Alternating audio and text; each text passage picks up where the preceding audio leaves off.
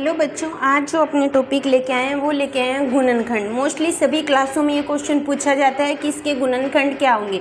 कोई अपने को द्विघात समीकरण दी हुई है, उसकी अपने को गुणनखंड ज्ञात करनी है। शून्यक मतलब शून्यक। जैसे फर्स्ट क्वेश्चन है एक्स की स्क्वायर माइनस के 2x माइनस के 8। अब ये द्विघात समीकरण है, इसमें x की पावर कितनी है, 2 है। जितनी x की पावर होगी उतने ही उसके क्या होंगे, गुणनखंड होंगे।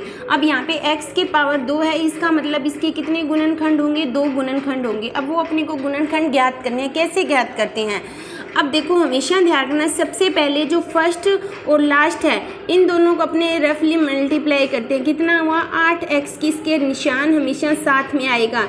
यहाँ पे प्लस है, इसके आगे कोई निशान नहीं है, इसका मतलब ये प्लस है। x को इसी की 8x। अब 8 के ऐसे टुकड़े करने हैं कि गुना करने पे तो 8 आए, लेकिन जोड़ने या घटाने पर माइनस के 2 आए। अब देखो 8 को मैं अगर 4 × 2 से करूं, 4 × 2 को किया 8 है, 4 में से अगर मैं 2 घटाऊं तो कितना हुआ, 2 हुआ। अब देखो घटाया है तो दोनों में निशान अलग अलग होंगे। बड़े एक संख्या छोटी एक बड़ी, यहाँ पे जो निशान होगा वो बड़ी के साथ होगा, इसके साथ क्या होगा, प्लस होगा। तो इसके गुणनखंड क्या हुए, x की स्क्वायर माइनस 4x में से प्लस के 2x गए माइनस के 8। ठीक है बच्चों, यहाँ तक समझ आया कैसे करना है। इन दोनों को मल्टीप्लाई करना है। 8 आया माइनस का 8, यानी 8 का गुणनखंड क्या होता है, 4 × 2 होता है। यानी 4 को 2 से मल्टीप्लाई किया तो कितना हुआ, 4 को 8 हुआ, 4 में से 2 गए, कितने बचे, माइनस के 2। ये चीज़ और ये चीज़ दोनों साथ में देखेंगे। अब ये 4x में से 2x के माइनस के 2x, 4 को 2 से गुना किया 8। अब इसके दो की स्टार्टिंग में जोड़े बनाए अपने ने। अब इन जोड़ों में जो कॉमन है वो कॉमन देखो, इन दोनों में कॉमन क्या आ रहा है, x कॉमन आ रहा है, तो अंदर क्या बचा, x बचा। यानी x की स्क्वायर एक, x बाहर आ गया एक, ये माइनस का निशान है, यहाँ पे x बाहर आ गया तो कितना हुआ, 4। अब इन दोनों में कॉमन क्या आ रहा है, प्लस का 2 कॉमन आ रहा है, तो अंदर क्या बचा, x। 2 की टेबल में 8 कितने पे आता है, 4 पे। हमेशा ध्यान रखना ये गुणनखंड हमेशा समान होने चाहिए। अगर ये समान हुए तभी अपना आंसर सही है, वरना गलत है। दोनों में जो कॉमन है वो कॉमन अपने ने दोनों लिखने की जरूरत नहीं है, एक लिखा। दूसरा क्या हुआ, x और प्लस के कितने हुए, 2, यानी ये इसके 2 गुणनखंड हो गए। यानी अगर अपने को यहाँ पे x की वैल्यू ज्ञात करते हैं तो x माइनस 4 है, इसको हमेशा बराबर 0 रखते हैं, तो ये माइनस है, उधर जाके कितना हुआ, प्लस का। इसी तरह x प्लस 2 इक्वल टू क्या हो गया, 0। x ये उधर जाके क्या हो जाएगा, माइनस में। यानी x के 2 गुणनखंड हो गए, एक 4 हो गया और एक माइनस के 2 हो गए। अब अगर ये अपने को आंसर चेक करना है सही है या गलत है, तो ये जो x के मान इस समीकरण में रखेंगे तो उत्तर 0 आएगा। इसी तरह माइनस भी रखेंगे तो आंसर क्या आ जाएगा, 0 आएगा। तो इस तरह अपने क्या करते हैं, गुणनखंड करते हैं। इसी तरह मैं एक और क्वेश्चन लेके आती हूँ, जैसे इसको अपने रफ कर देते हैं।